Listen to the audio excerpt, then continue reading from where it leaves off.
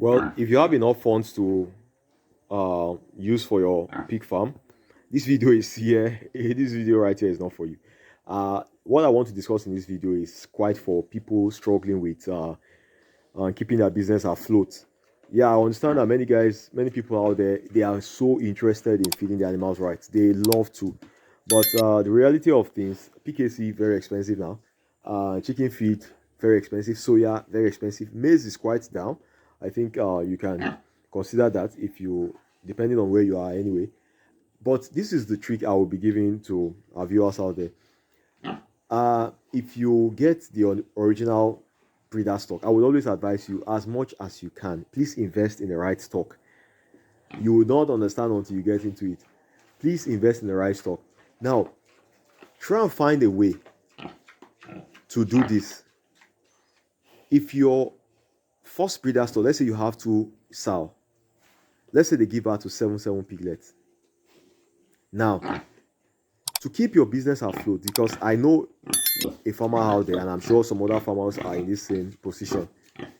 You love your initial stock so much, you love your female, your breeder female so much that you don't even want to sell her. But my advice to you is, of course, if you have an exotic boa, that means the male pig, an exotic female, of course, they are going to produce a pure breed also. Now, rather than you keeping the initial stock, sell off that initial stock. Use that money. Instead of you minimizing the feed for your farm, use that money, expend it on your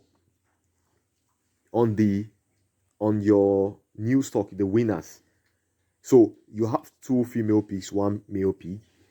You mate. Actually, I don't advise you to get a boa when you have just 2 female pigs. Of course, except if you are in a very isolated area. Like I have used people's boa, good boas. So you don't have to raise a boa and keep a boa eating on your feet if you don't have a very large farm. If you have a large farm, obviously you have to have a boa. But let's either you have a boa or whichever one.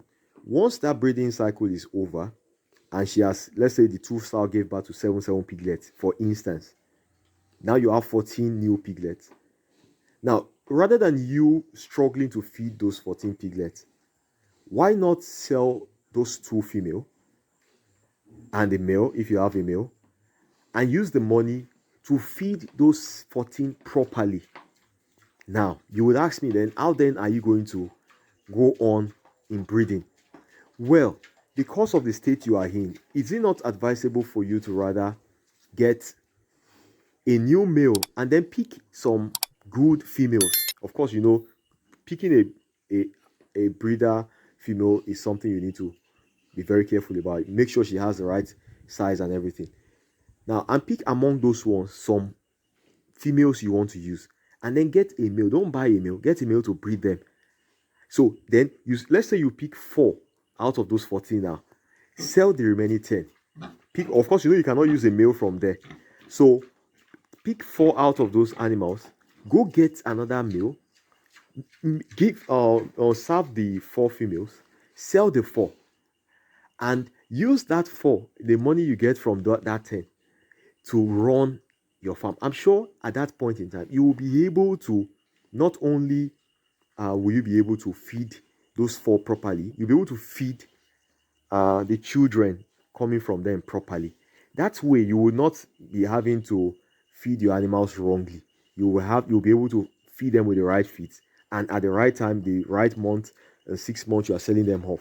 That's a better way than rather than holding all of them and giving them PKC or feeds that are not going to make them mature in a short possible time. I don't know who this helps out there, but if you enjoyed this video, if you enjoyed our advice, give me a thumbs up, please, quickly, and subscribe to our channel. All right, guys, bye bye.